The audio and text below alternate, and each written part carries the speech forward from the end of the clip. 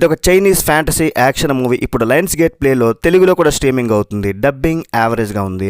Adult content అలాంటిది పెద్దగా ఏం లేదు, కానీ అక్కడక్కడ జస్ట్ ఎక్స్పోజింగ్లా అనిపిస్తుంది. కావాలంటే అది స్కిప్ చేసుకుని ఫ్యామిలీతో కలిసి కూడా చూడొచ్చు. 2026 వచ్చేసాం ఈ ఇయర్లో.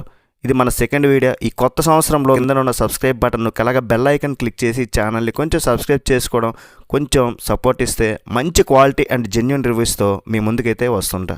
రివ్యూ అయితే మీరు పూర్తిగా చూడాల్సిందే, నేను చెప్పే మాటలు అయితే వినాల్సిందే. ముందుగా ఈ డైరెక్టర్ కనిపిస్తే నేను ఒక మాట చెప్పాలి. ఇట్టాడు కదా అవుద్దని అన్నిసార్లు అడిగారు, ఎక్కడికి వెళ్తున్నావు అని. మీకు అసలు ఏం రైట్స్ ఉన్నాయండి మమ్మల్ని ఇడికి తీసుకొచ్చి చంపడానికి? ఈ సినిమా చూడడం కంటే కళ్ళకు గంతలు కట్టుకొని అడవిలో నడవడం అయితే చాలా బెటర్ అన్నమాట. ఈ డైరెక్టర్ గారికి ఎందుకు తీశారు అని అడిగితే బహుశా ఆయన దగ్గర కూడా ఆన్సర్ ఉండదేమో. సినిమా స్టార్ట్ అవుద్ది. ఒక పాతకాలం నాటి రాక్షసుడు, వాడిని చంపడానికి ఒక hero.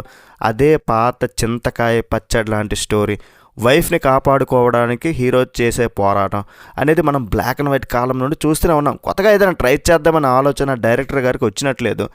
What a vision, what a thought. పిచ్చోలు అయిపోయారు మా టీం అంతా. చైనీస్ మూవీ అంటే మార్షల్ ఆర్ట్స్ ఉండాలి, కానీ ఇందులో మార్షల్ ఆర్ట్స్ కంటే గాలిలో ఎగరడమే ఎక్కువ. భూమి మీద ఒక్క సెకండ్ కూడా నిలబడరు. గాల్లో ఈత కొడుతుంటారు, కొట్టుకుంటుంటారు. ఆ తాడులు కనబడకుండా గ్రాఫిక్స్ చేసినందుకు ఆ ఎడిటర్కి దండం పెట్టాలి భయ్య. ఒక్క దెబ్బ తగిలితే చాలు హీరో గాలిలో 10 కిలోమీటర్లు ఎగురుతాడు. ఫిజిక్స్కి లాజిక్కి సినిమా అస్సలు పడదు. ఈ సినిమాలో విలన్కి ఒక విచిత్రమైన అలవాటు ఉంటుంది. హీరోని చంపే అవకాశం 100 సార్లు వస్తుంది, కానీ చంపడు. పిచ్చోడ్లా గాల్లో తేలుతుంటాడు, నవ్వుతాడు. తన ప్లాన్ అంతా హీరోకి విడమర్చి మరి చెప్తాడు. అరే నాయన, నువ్వు విలన్వా, స్కూల్కి వెళ్ళే టీచర్వా పాఠాలు చెప్పడానికి? ఇంకా డ్రెస్సులు ఆగేద్దాం. కాస్ట్యూమ్ డిజైనర్కి బహుశా ఏదో పాత ఫ్యాన్సీ డ్రెస్ షాప్లో డిస్కౌంట్ దొరికినట్టుంది. అంటే ఇప్పుడు మనకి వస్తుంది కదా పండుగ ఆఫర్లు, అలాంటివి అనమాట. హీరో వేసుకున్న డ్రెస్సులు చూస్తుంటే అవి యుద్ధానికి వేసుకున్న బట్టల్లా ఉండవు.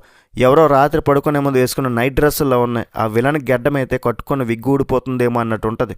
ఈ సినిమాలో డైలాగులు ఎలా ఉంటాయంటే, హీరో ఒక డైలాగ్ చెప్తాడు, విలన్ దానికి సంబంధం లేని ఇంకో డైలాగ్ చెప్తాడు. మధ్యలో హీరో నచ్చి నన్ను వదిలేరా బాబు అంటది. చూసే మనకు మాత్రం మమ్మల్ని వదిలేయండి రా బాబు అనిపిస్తుంది.